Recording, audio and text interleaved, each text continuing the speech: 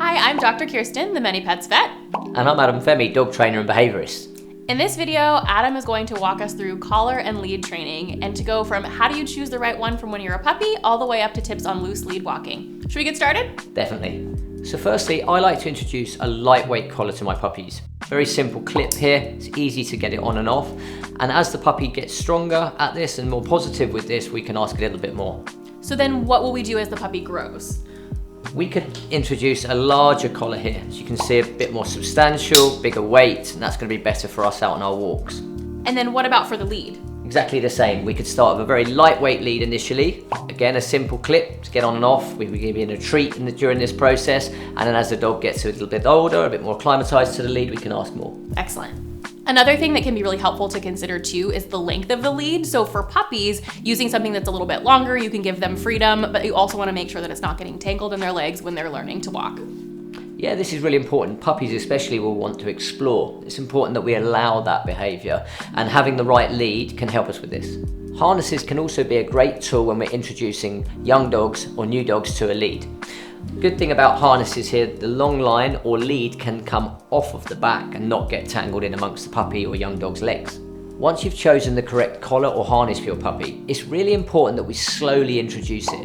What I'll often do is just have it around the home, make good positive associations just with the lead and collar without going on the puppy initially. And this is something that you can do while you're waiting for trips to the vet, when it's safe for them to go outside after they have their vaccines. So that way when it comes time to taking their first walk, they're going to be ready. Exactly. And what I like to also do when I start working on the collar and lead is have something positive. So we might use food dispensing toys such as lick mats, for example. The puppy could be gently licking some pate or food off of that mat, and then we can bring that collar in slowly. Maybe even just resting it initially over the dog's neck. But go at your dog's pace and make sure it's positive. So what happens on the next step if you want to use something like a harness and a lead? How do we go about that?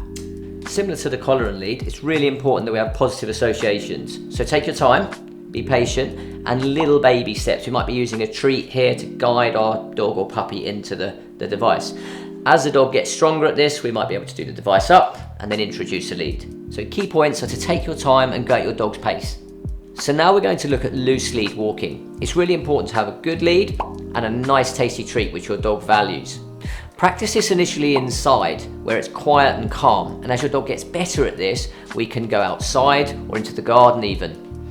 Keep your lead at hip height, and we'll have a nice tasty treat in front of our dog's nose.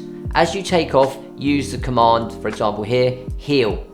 And as your dog gets better, you might have to do a little bit more for that treat. But take your time, be positive and patient.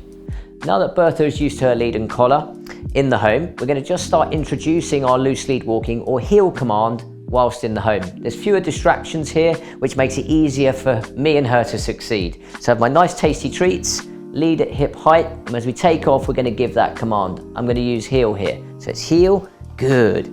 Keep those treats flowing initially. You can see I've got an easy access here to my bag. Good girl. I just want the dog to get familiar with coming into my side. Heel, good girl. So once we've perfected our heel work within the home, we're going to bring it out to the garden. So I've got my nice tasty treats. This time I've chosen not to use the lead. So we're going to make it a little bit easier for the dog. I'm going to say heel, good. And we're guiding that dog into the position with the treat. Good, heel, well done, clever girl. And you can see her tail's going, she's having fun. Want to make our sessions short, sweet, fun, and very clear. Good, heel, well done, good girl. So once we're happy with our basic training at home and in and around the garden, we're going to bring our training out to the street. And what we must make sure is we keep it simple, progressive, and keep those treats coming. Good girl. So you can keep this up quite frequently at first.